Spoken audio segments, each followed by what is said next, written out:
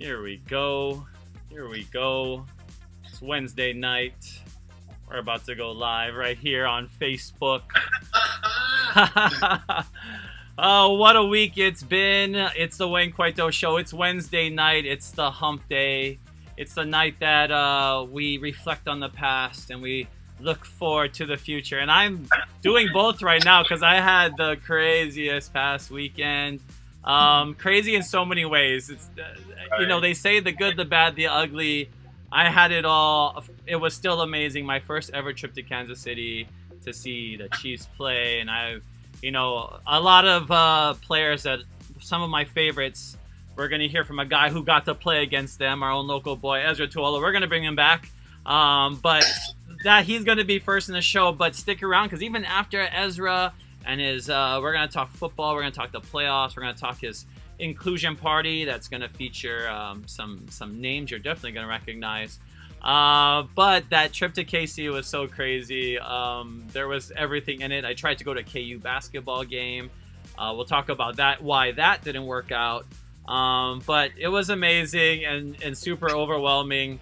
And that's how it is, really, football season, right? Football season is one of those times when every week matters. And this weekend definitely is going to be something I remember for the rest of my life, going to Arrowhead Stadium and being there to see the Chiefs versus the Browns in the playoffs. A great game. And we're going to get started because those teams are vying for the Super Bowl. And every year, Hawaii sports fans, we've been going to Super Bowl 5 of the last 6 Super Bowls. This year will be a little bit more difficult with COVID, but it's still possible. So if you want to go to the Super Bowl, make sure you reach out to me because there's no one else better than does a Super Bowl than me. I mean, I've done it enough now that I have fun, and I really like to see the city, even if we go to Minnesota, because that's what it was doing there when we were there at Super Bowl 52 to see the Eagles fly high and beat the Patriots in a very memorable game. And that's what the Super Bowl is, memories. And it's not just the game itself. That whole weekend, wherever Super Bowl city you go to, you always have all these super festive events. And whether it's in Phoenix, Houston, Atlanta, Minneapolis, the Bay Area, all these places that I've been, Miami to see the Super Bowl, it's always a party. And one of the parties every year, for the last couple of years that a lot of us have been looking forward to is Brother Ezra's own Super Bowl inclusion party. And this year with COVID, we all get to participate. So with no further ado, I bring in our Brother Ezra Tuaolo all the way from the island of Minnesota. What's going on, brother? Hey, aloha, and thanks for having me, man. Dude, I'm looking at this. I'm looking like from a movie. I'm a character from the movie Twilight. What's going on here? I need to go back to Hawaii, man, to get some sun. I know there's no sunlight in Minnesota. You could be a vampire, Brother Ezra, because it looks like you can still play the game.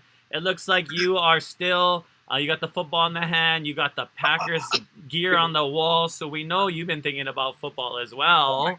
As a former Packer, let's talk about that. The playoffs. The Packers are in it. They gave me my chance back in 1991, drafting me, man. And I tell you what, being in the playoffs is probably the most exciting thing as an NFL player. I mean, it's not, the season is amazing, but then when you get to go to the playoff, it's a whole different story, right? Because you just think about it, like, wait a minute, if we win 2 or 3 games, we're in the NFC Championship, and if we go, man, we could be in a big show, right? So. I never went through the playoffs with Green Bay, but I went through the playoffs a lot with the Minnesota Vikings. Although we've always come up short, it's always been like that for us. But someday.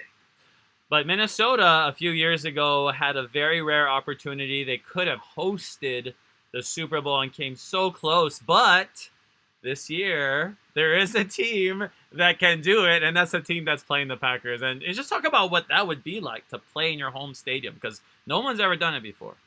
No one has ever done it, and it's, man, tell you what, I bet the city, the whole state would just be electrified. It's going to be, if you brought back the Super Bowl to your own place, man, it would be absolutely incredible. Like, it's like Christmas, right, for all the adults, right, all the football fans and for all the football players, right, to come to bring the Super Bowl back to your hometown, man. So, I don't know. I'm not sure, man, because my Packers are looking pretty solid, and I got to back up. I'm sure you're going against the Packers.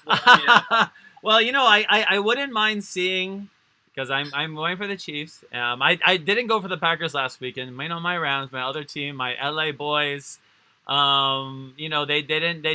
couldn't make it, and I thought that they reached. They overachieved, in my opinion, because I thought the NFC West was really strong, and they beat the Seahawks in the first round, which was a great win. A really great win to end the season with the win. But the Packers were strong, and Aaron Rodgers, a guy that seems like he's been playing forever. I mean, just talk about what contributions he makes to just the city of Green Bay, not just the organization. City of Green Bay, the NFL, I mean, for the game itself, I mean, all the records that he's broken, all the records he's going to break. The dude, I mean, people was counting him out, 2 years ago, thinking that they're going to bring in another quarterback, and look at him. He's like, he's the MVP of this year, right? Yeah. I think, did he announce that, or...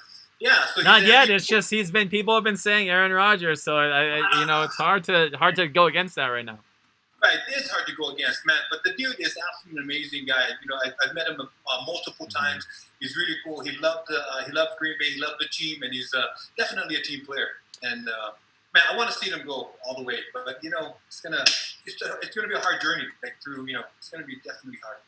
Well, when you look at this matchup, though, you see Brady versus Rodgers. These guys going against each other. But what do you think will be the key factor, and what will decide this NFC Championship battle? Oh my gosh, defense. Defense, like anything else. Defense wins championships, and people don't realize that defense wins championships. So it all depends on which defense shows up on the field during the game, because that's right there. That's important. But also, I mean, the environment too, the weather.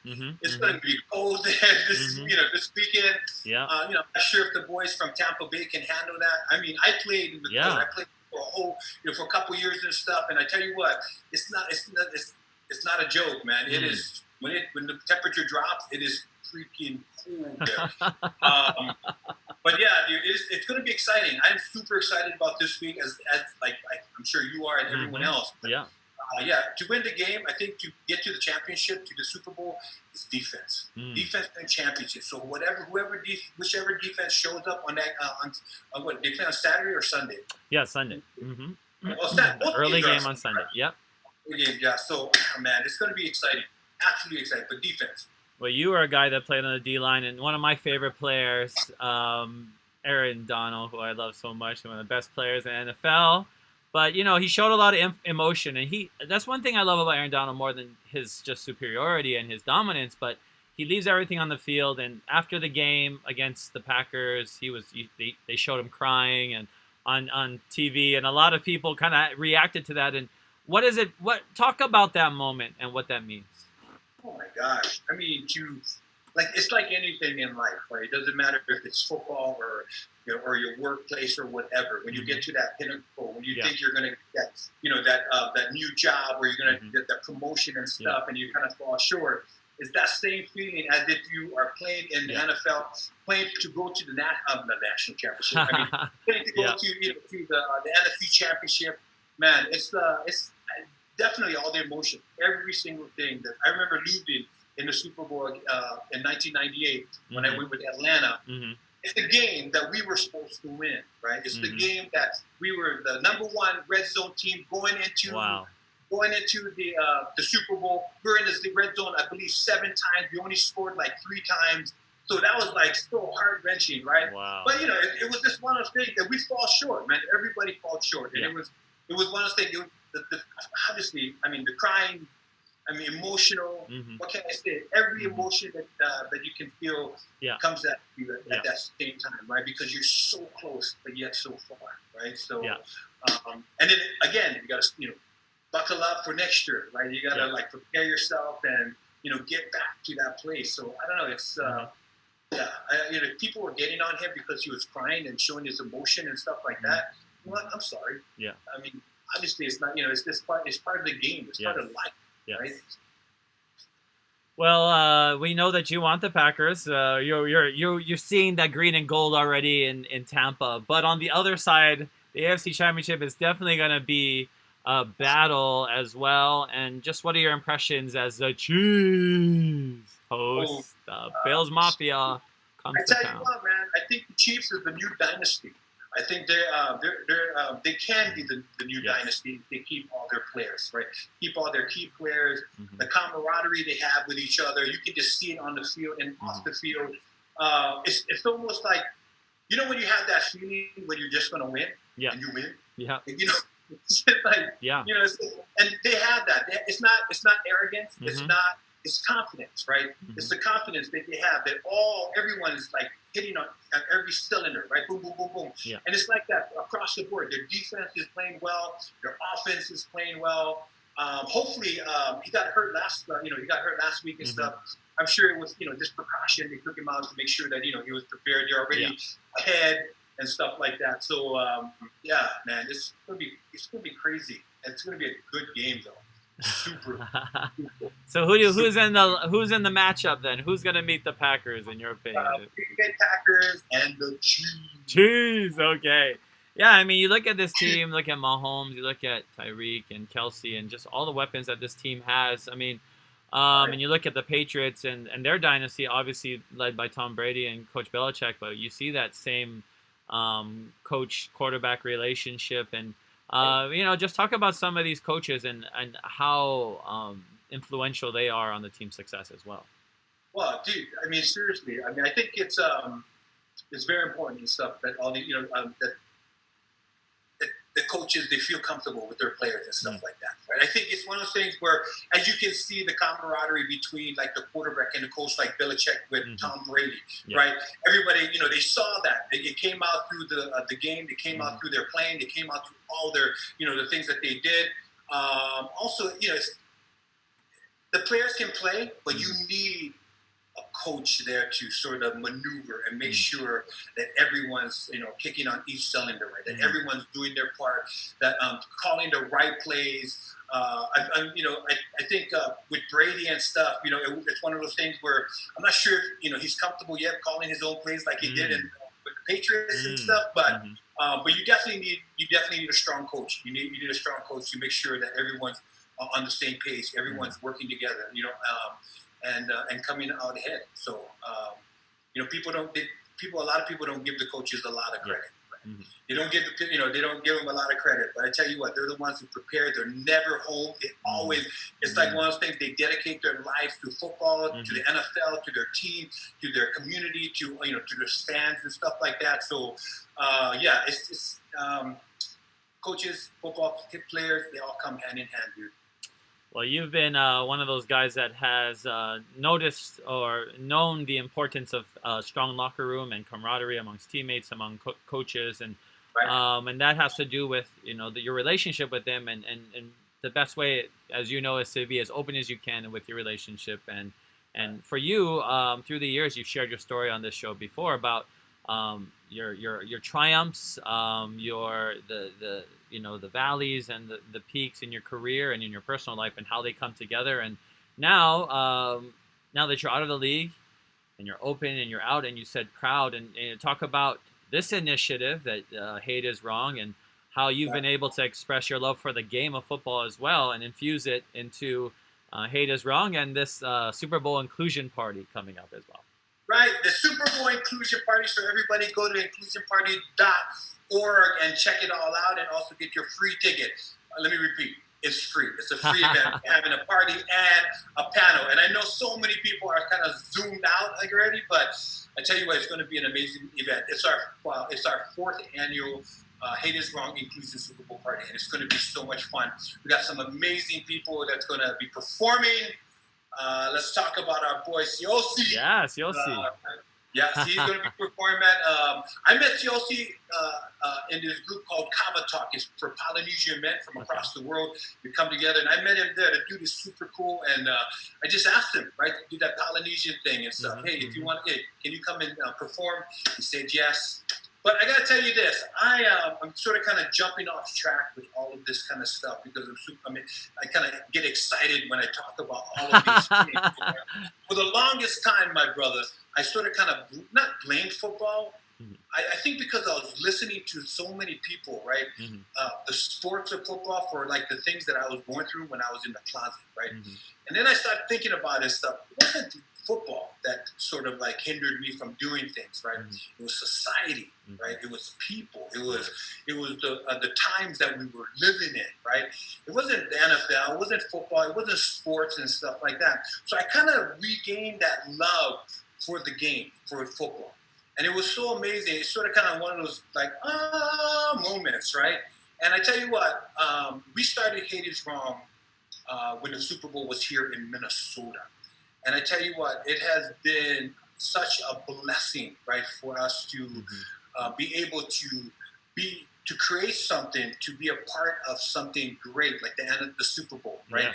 As everybody know that, my story, I was in the closet, right? I came out in 2012. I've been to the Super Bowl about 10, 12 times, my brother. I think you're trying to beat my record with all that. But I never saw me represented. I never saw the LGBTQ community represented. And it's not a gay thing. It's not a straight thing. It's not anything like that. It was just, we never had that opportunity, right? So we created Hate Is Wrong, the inclusion panel, the inclusion party, so we could, so everyone could be welcome. I wanted everyone of all walks of life to have that NFL experience, that Super Bowl NFL experience. Normally we travel where the Super Bowl is, but this year because of COVID, we had to do it virtual. And as you talk to all your fans out there, your experiences at the Super Bowl, the week before leading up to this game, man, it is so much fun, right? All the parties, but a lot of parties, they're super expensive, right? I mean, just to go to a party, it's like the VIPs are like $1,000, $1,500, right? Well, with the inclusion party, it's not. The inclusion party is like $35, $50, and you can have an amazing time. And we bring in performers, we bring in DJs, we bring in education, we bring in fun, we bring in just a lot of things that a lot of these other parties don't have, right? Also, we do this inclusion panel. This year it's going to be the second annual inclusion, Hate Is Wrong inclusion panel. And you're looking at things that have happened in 2020, right? All the things that, all the craziness, right? All the hate, all the, disappointments, everything, right? There's such a lack of love and a lack of respect, across the board. Every time you would see on social media, right, you would see all these negative things, right? With stuff that's going on with, politics and all of that, right? So we bring in panelists from around the country, experts from around the country, and to come together and try and talk about the issues and try to find a solution, to educate each other and try to help each other, to see if we can learn off of other people's programs that they have. This year we have Billy Bean, who is MLB. Billy Bean is the ambassador for inclusion for the MLB. We also have, I'm reading off the thing because I don't make sure I don't want to miss anyone, right? We got Tony Richardson with the NFL Legends. He's going to be a part of this. We have Bonnie Thorson, who is the WNBA, is going to be a part of this. We have, I'm just looking, Ann Doper, who is the director of inclusion for the Minnesota Vikings. We also have Barbara Roberts, and people are wondering, Barbara Roberts, why are you bringing Barbara Roberts? She's the first Oregon governor, woman Oregon governor. Really? Wow. Okay. So we're bringing her in, and she, and also we have Andrea Jenkins, who's also going to be here. She is the first African Americans transgender. That's in politics and stuff. We're bringing her in. We're going to be talking about inclusion. We're going to be talking about diversity. We're going to be talking about racial diversity, transphobia. We're going to be talking about everything. Everything is on the table. I always tell these two people, my brother, if you don't talk about the hard things, the healings won't start, right? Yeah. You can, if you went into a therapist, a lot of us have been to a therapist, right? But they tell you, talk about it, right? When you talk about it, that's when the healing starts. So that's what we're doing. It's a free event. And people can come to it. It's they can go to inclusionparty.org and find out more about it, read up on it, and stuff like that. I'm so proud to be, that we can bring this to the people. Again, as we move forward toward this uncertainty of this world, right? 2021, we need to talk about the hard things. We need to bring in God. We need to bring in love. We need to bring in respect. We need to bring in all those beautiful things, right, that we used to have. And so that's what we're going to do. And I'm so proud that we can bring it to all of you guys. Well, I did see, some names. I saw Tammy Brown as well, Yeah! who was on Drag Race Season 1. And I did watch every single season during the pandemic because my friend Aris, shout out to my friend Aris, who came to UH football games, sat in the front row, and she loves to rag on football all the time on her social media, but I got her to come to UH football game, wear green even, and cheer for UH. So, and, I return the favor, watch every season, and, that's another show that is inclusive, and it's on VH1 now, and everyone watches it, and RuPaul does a good job of introducing issues that might be uncomfortable to some people, and, a lot of innuendo that would be uncomfortable if people understood it, but at the same time, it's that cultural shift that's going to need to occur, mainstream maybe even, or also, just be platformed in some ways, so I think it's really impressive. Billy Beane, I also heard him speak before too at an NCAA conference, and he talked about, having to say goodbye to his lover on his deathbed who died of AIDS right before he had to drive from San Diego to Anaheim to play in a game, and he could tell nobody. He couldn't go to his funeral. Yeah, everything. And he had to play in a game, right? That immediately from there too, from the hospital. I mean, that's just crazy to imagine. Yeah, it's just I can't imagine that, right? I mean, but that's how it used to be back in the old days, man. Mm-hmm. Back in the old days, it used to be like that, right? It's because we didn't have that education, because we didn't talk about the issues, because we every single time the topic of homosexuality would come with the LGBTQ community, it was always negative, right? We didn't have those role models back like from the old days, right? But as an athlete, you sort of kind of go into the super duper closet, right? You just sort of kind of nothing. I was, I used to be scared just to type the word gay in my computer, in my college computer and stuff, because I thought it would get back to me, so people would know. So I get it, yeah. Yeah, so yeah, man, it was a different time, but you know what? As we move forward, man, as we see so many people like RuPaul, all these drag races, Tammy Brown, she's a really amazing, good friend of mine, and the thing that she does, not only just, she's a queen with the cause, right? She does a lot of charity work. She talks about, she tries to educate people on saving this earth, right? A bunch about other, so many different things. I mean, so. It's gonna be a fun time, man. Well, we can't wait. And 6th, brother. February 6th, inclusionparty.org. When is the party usually in relation to the Super Bowl? Is it going to be the same exact time that it would be live? Yeah, before we used to have it like that Wednesday or Thursday. Oh, Wednesday or Thursday? Okay. So, but since we're doing virtual and stuff, and a lot of parties are, a lot of the Super Bowl parties that, sort of kind of backed out, we're doing it on the Saturday and Friday and the Saturday. Okay, so cool. The panel will be February 5th, that's Friday, at 7 p.m. Central Time. And then the party was going to be on Saturday, 7 p.m. Central Time. And it's going to be a blast, man. I just, I thank you for having me on, because this, you got to get the word out. I don't know how it works, because every single time I post something or a video on social media, like only 5 people, 6 people like it. You post a picture of your shirt there. It's like, 1,000 likes. That's why you got to do them at the same time. People like post stuff and then they like put in a caption like, go donate to this link, and it's like a picture of someone shirtless. You see Okole or something like that. Like, oh my God, 2,000 likes, right? That's my next. I mean, I got to turn to that if I got to get the likes on Hawaii Sportsman. I mean, what am I going to do now? I've tried everything. I tried sharing analysis. I've tried sharing video. Brother, what I love about you and stuff is that you do this for the love of it, for the passion of just doing this talking. You can tell some people they're doing this stuff for the money, but for you, my bro, like you said, we were talking earlier. Yeah. It's like, if people listen to this, cool. If they don't, okay. Like, I'm gonna still sleep at night. Of course, right? Yeah. I do my thing, and I know you do your thing, and mahalo, brother Ezra Tuaolo. Last time I put you on the spot and had you give us a song on the way out, but I mean, I saw the uke there. If you want to give us a rendition of anything on the way out as well. Oh, what? So, all right, I'm gonna do a song since you sort of kind of twisted my set. I twisted your arm. All right. So we're gonna do this. I dedicated this song. Oh, you got No, I'm gonna look at one chord. This is my new tenor uke that I got strung recently, so I've been practicing on it. But we're gonna jam together sometime. So this is the song that I dedicated to Trump this morning.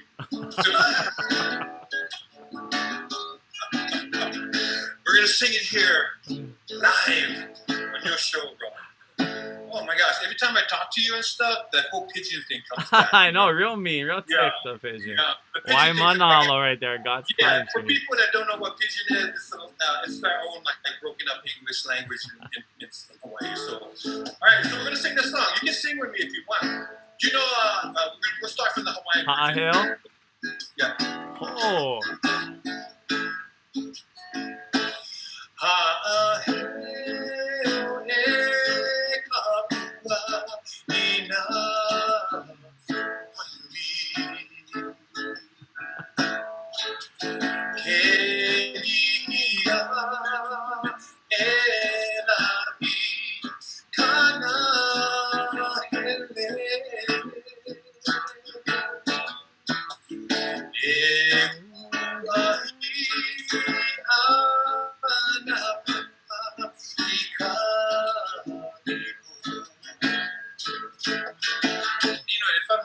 Who cares, right? Yeah, you're perfect.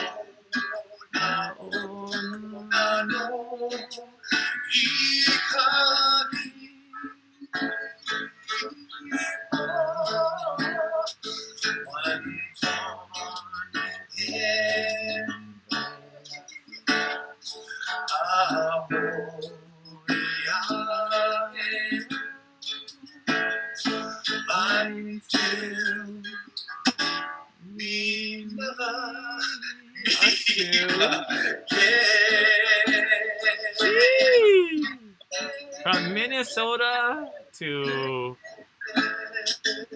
Waianae and Waimanalo, our brother Ezra Tuaolo. I know, right? So yeah, I kind of switched up the ending part. Well, that was beautiful. You know, you always just hit that emotional chord with me and with all of your listeners as well. So, brother Ezra, mahalo for joining us, and we'll see you soon. Inclusionparty.org. We'll make sure to check it out. Sounds great. Aloha. Aloha. That's our brother Ezra Tuaolo. Always doing something new, something amazing. A guy of many talents. A guy that has been on The Voice, has been on the Packers, on the Vikings, on the Panthers. Played football. He wrote a book. He's a chef. You know, another small kind Kanikapila. Yep, Candy, small kind. Small kind Kanikapila on this show. And this show today has been really emotional for me in many ways, because this past week has been such a fun week. And, you know, having Ezra on and talk about the Super Bowl and that weekend and how exciting it is for me personally as a fan. But also this day reflecting the inauguration day. And I have my grandma here. You probably see this portrait of her behind me all the time. But this is actually her pearls as well. My grandfather gave this to me. So, you know, a lot of women today. My grandmother was really, really into like voting and the whole civic process, and it was fun going with her to the voting booth. And this is the first election since she passed, and I know she would have been happy to see Kamala Harris, a brown woman. My grandmother once subjected to the back of the bus.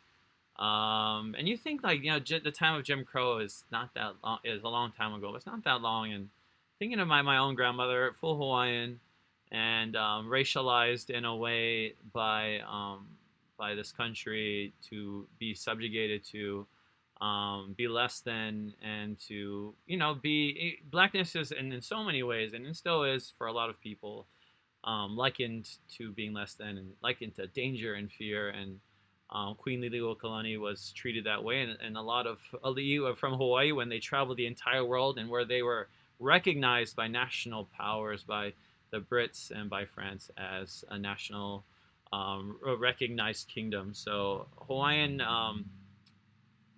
government and governance is something that is in definitely deep, endearing, and very meaningful to people from Hawaii. So whether you identify as American or not, whether you have an American passport or not, the reality of the world that we live in is at the end of the day, we are citizens of the globe and of the world. And through Hawaii sports fans, that's the best part of my my journeys and my travels, is that I get to meet such new people from every walk of life. And that was definitely the case. And I met some amazing new friends in Kansas City and Kansas, Missouri this past weekend.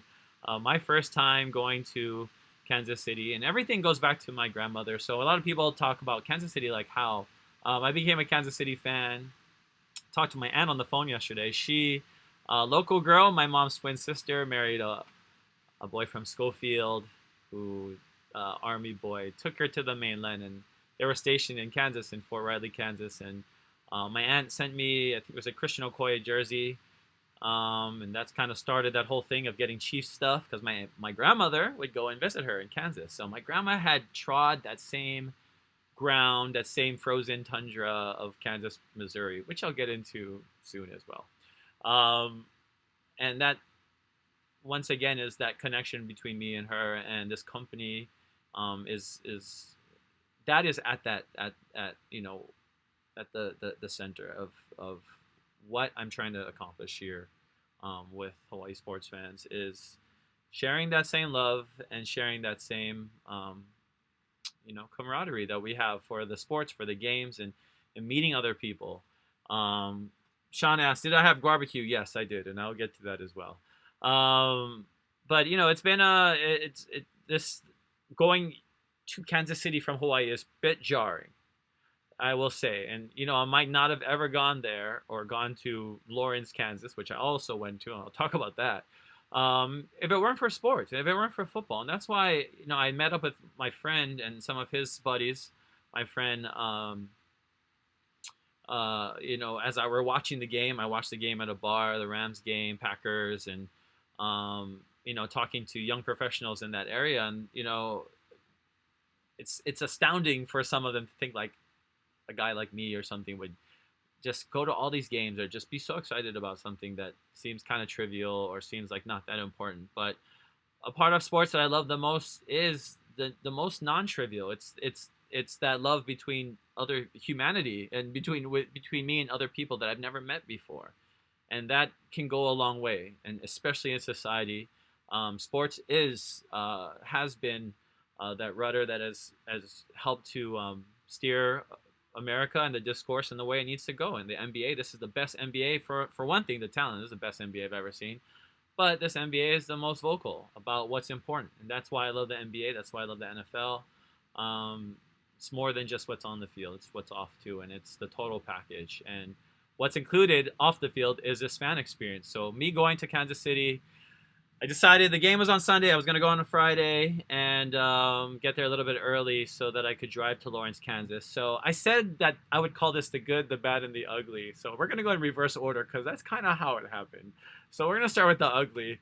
So that whole snow and ice thing, this is small kind of traumatizing still, but literally I ended up on the side of a freeway. Let's just say it was slide off, which is called a slide off. I don't want to go back to that experience, but it happened literally right after I got my car. So, lesson learned for sure. But what a way to start off my trip, I will have to say that. I would share a photo with you, but it's kind of embarrassing, and also the same time. Not that my car didn't get super damaged, but it was definitely much damage at all, really. The tire, but it's scary, and it could have been much worse, and it is a lesson learned for sure. But at the same time, you got to pursue, you got to keep going, right? You got to keep going, moving forward. So I got back to the airport, got a new car, 4-wheel drive, obviously, and drove to Lawrence, Kansas, because Lawrence, the home of Kansas University, was to have a basketball game. And what an amazing thing, right? For every Hawaii sports fans trip, this wasn't a Hawaii sports fans trip. This was just Wayne Coito going, doing some recon, doing what I love to do is make my own trips and do sports trips. And I go by myself a lot because I love to meet new people. And, it's funny, a lot of the people in Kansas, in Missouri and Kansas, they're so nice too. Everybody was really, friendly if you talk to them. But very surprised that I would come all the way there by myself. But yeah, a lot of them were, just puzzled even as to my association with Kansas and Kansas City. And it's like, yeah, how come someone from Hawaii become a Kansas City fan? But having my grandmother there, with my aunt, and being able to,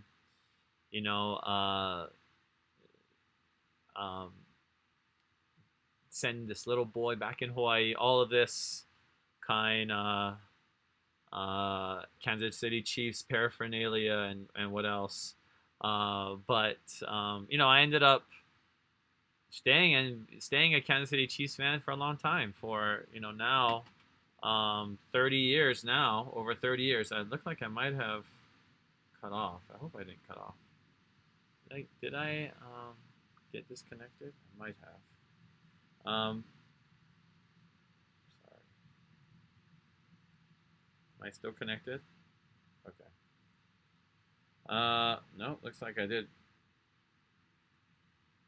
Am I still connected? Sorry, if anybody's out there, I noticed my internet just disconnected.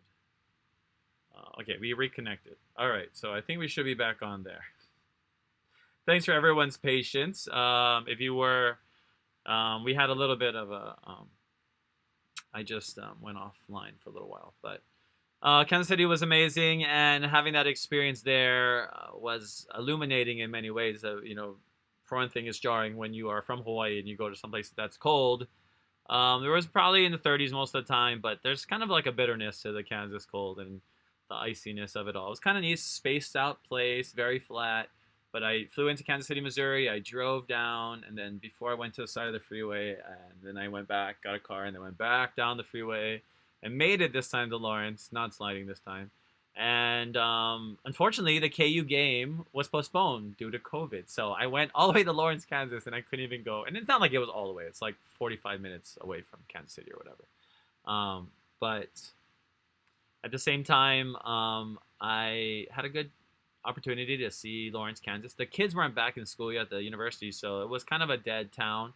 And a lot of these schools, these major universities, right, they're in small towns. Like, a lot of people don't realize that. When you go to these schools, these big schools, right, Oklahoma, Norman, Oklahoma, or you go to all these schools, and wherever, whatever part of town, they're usually not in, major cities, big schools like Eugene, Oregon, right, or Corvallis, Oregon, like, obviously, Wazoo being all the way in Pullman, Washington. I mean, you're not in huge towns. So it's interesting to be able to discover the town and to see what you can find.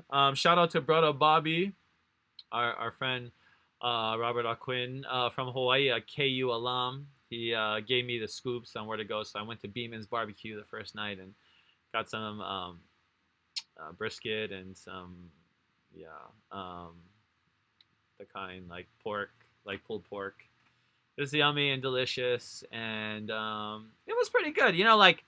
It's like these. A lot of the places were kind of closed. Obviously with COVID, everything's different. But I mean, you can pull up to a place, and this place had a drive-through, and I just pulled up and grabbed food, and it actually took me a whole day to eat that. Partially because my appetite was kind of like messed up because I was kind of feeling still weird by the fact that I almost died on the road.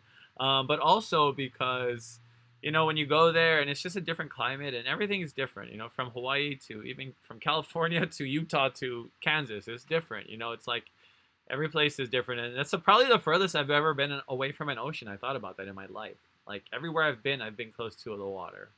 Like even I went to college in New York or living in California or something. It's always close to the water, but even visiting. So I guess, Missouri, like being the very center of America, Maybe that was like I was so jarred. I was like so far from the ocean.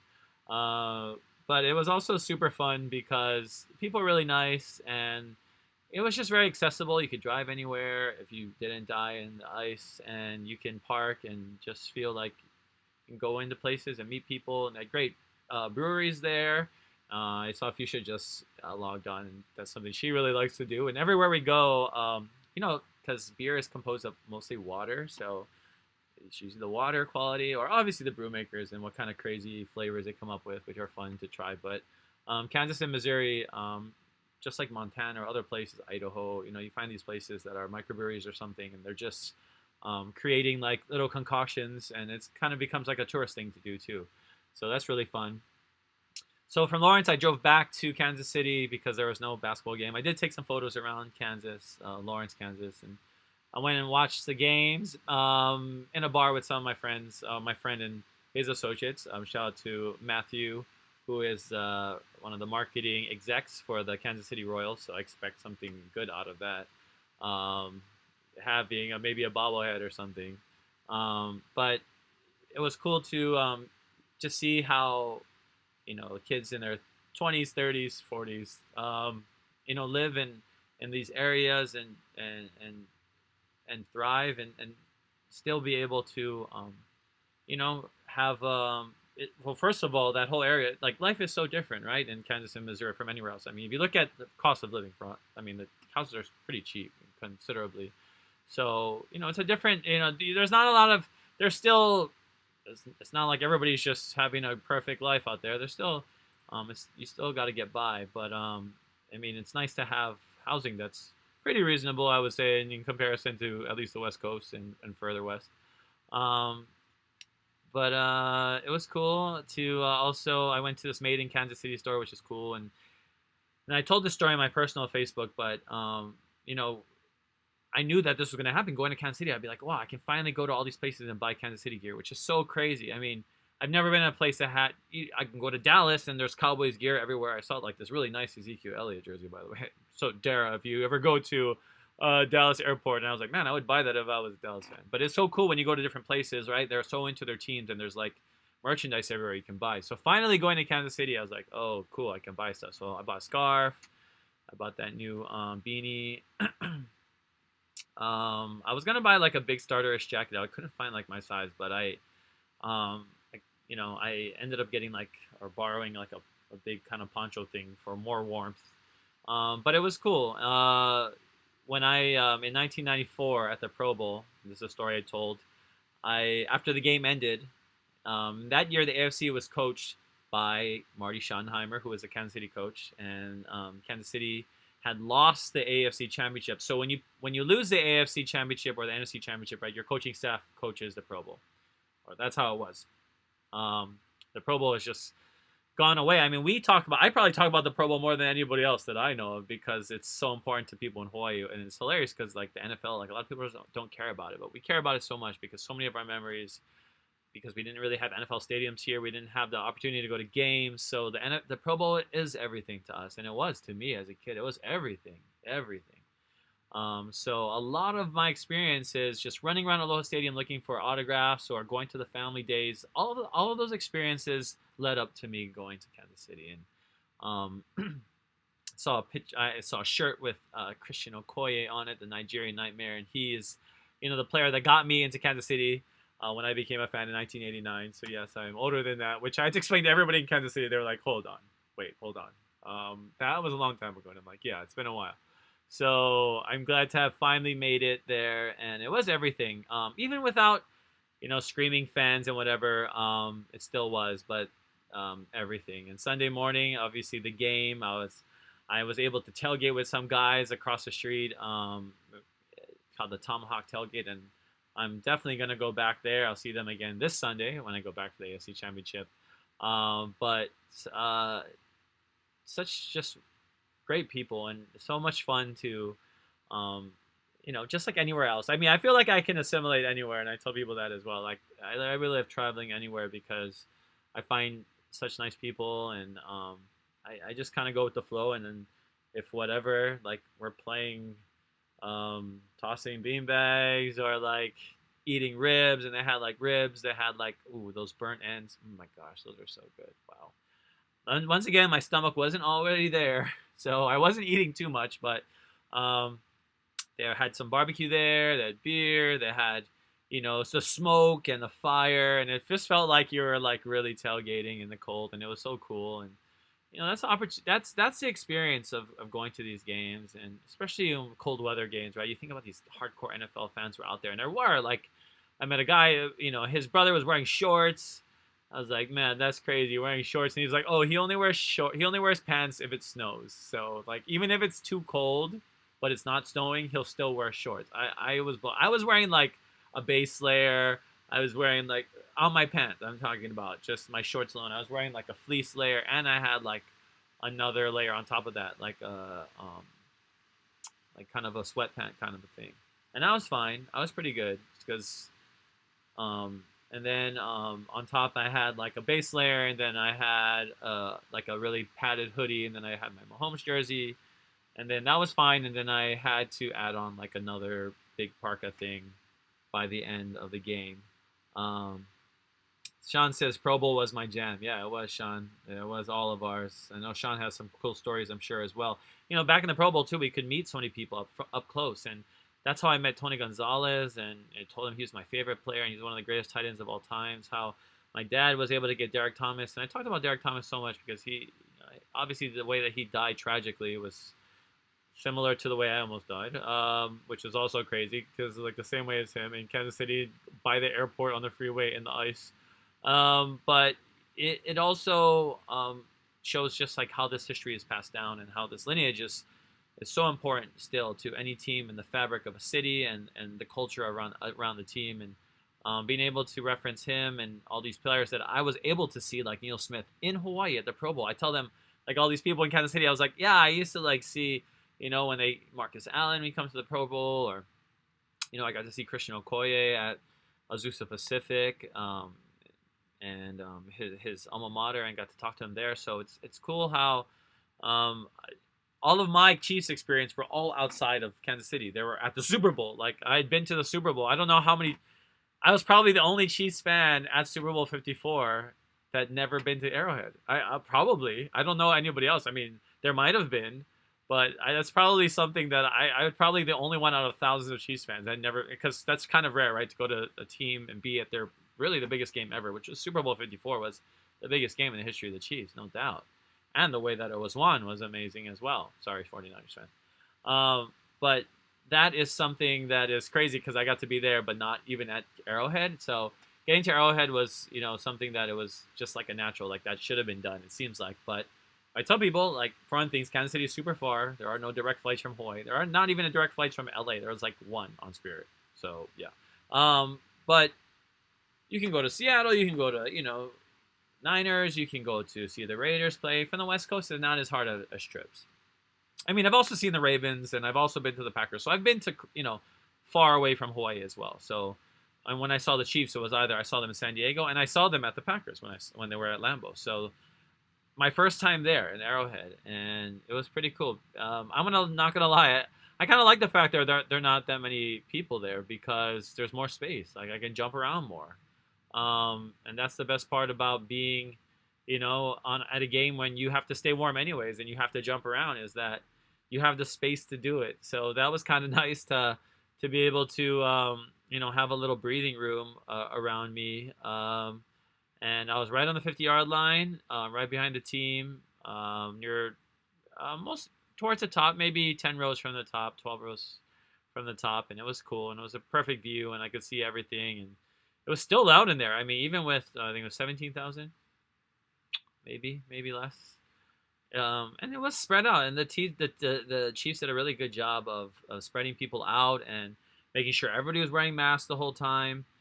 Making sure that people were distancing, and it was nice, and the protocols were kept, and that's important. And is it going to be foolproof all the time? No, of course not. But the team did do everything to go touchless, try to do as much as they could. So I really appreciated that, and they had a lot of staff there that reminded ushers, people to wear their masks, if they weren't actively eating or something, and I think being outdoors obviously, you can be outdoors and distance. That's great. You know, it's harder to transmit.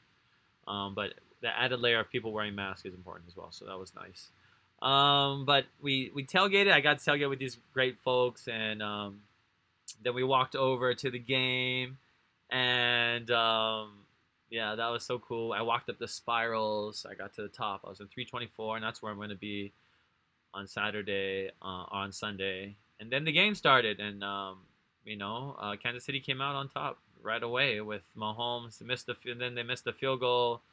And then it was kind of like back and forth, and it just felt that way. And you heard Ezra talk about that. It's like the Chiefs can turn it on when they want, and that's the exciting part. I mean, I've never been a fan of a team that was so good before, and it's nice. I mean, even in the Super Bowl, of course, I was worried when they were down by a lot, but at the same time, I was like not, because this is how they win. This is how they come back. And the scary part in this game is obviously Mahomes going down, and I was like viscerally like not upset by that. I was like, whoa.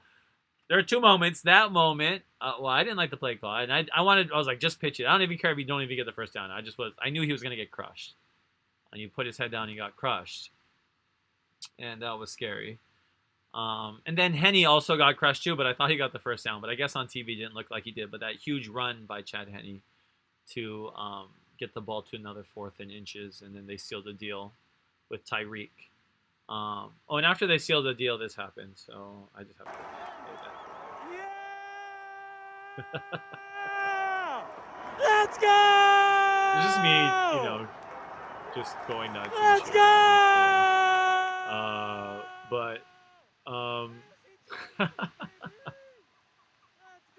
That was after the game. I was really excited because the Chiefs made it to AFC Championship, and it was close. I'm glad the Browns kept it close. They had a really difficult. I mean, the Browns had it tough when they had that touchback. I mean, that touchback really, Sorensen knocking the ball out of his hands, the Browns player's hands. That was tough. Hopefully it shows that Mahomes is going to be all right. Yeah. Apparently he's supposed to be okay, and that he should be back to practice. But we'll monitor.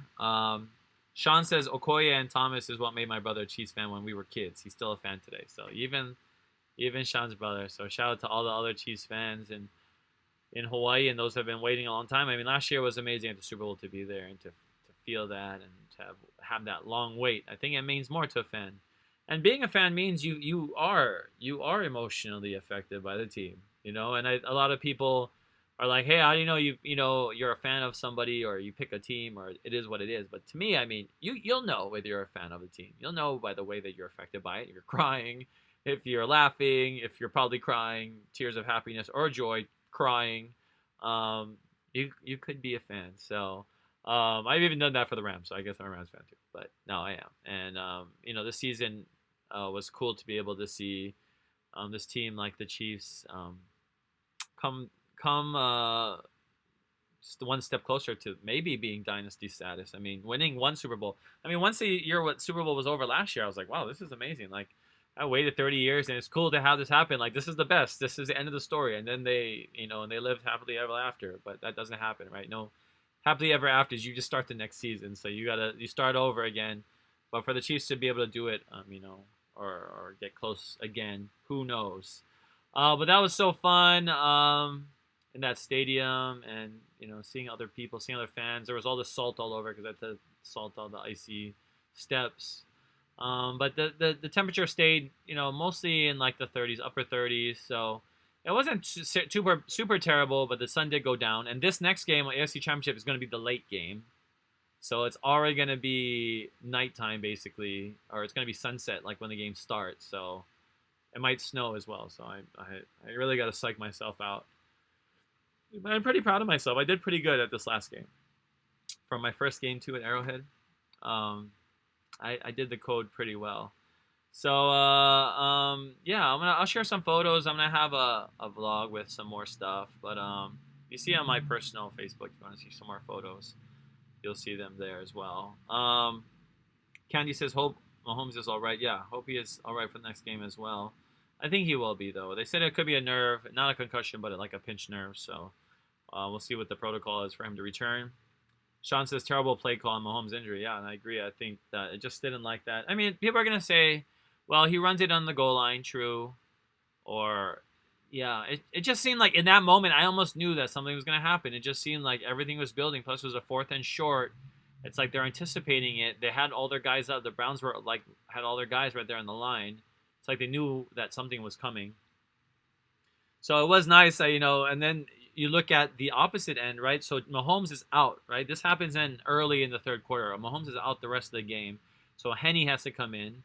And you see that last series where the Chiefs have the ball trying to run the timeout. They have a 3rd and long, 3rd and 15, and Henny on a broken play darts for what it looks like is a first down. It's like 14 yards, 14 and a half. It's about 14 and a half. I thought it was like 15 yards, but then on the next play, they throw it to Tyreek. They don't even run on the 4th and 1. So it's like you should have done that the first time with Mahomes. But it's nice that Andy Reid can do that with the backup and have the trust that he has in his backup to do that.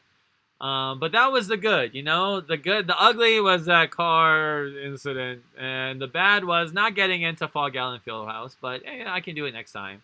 But the good was definitely being in that stadium and feeling that energy, feeling that emotion, feeling my grandmother, really. Everything goes back to my grandma. And if she had my aunt not moved there, had my grandma not gone there a couple times and brought me a bunch of Chiefs merchandise back, I probably wouldn't have been a Chiefs fan as much. And having guys like Christian Okoye and Derek Thomas, Neil Smith, that were my favorites from the start, that all came back to me as well because it all came full circle. I didn't really have this chance to see the stadium that they played in or get to know the city. And going to like Union Station, you see me with some pictures in front of Union Station. Sorry, I had another slideshow, but I guess it only has 2 photos they're showing over and over again.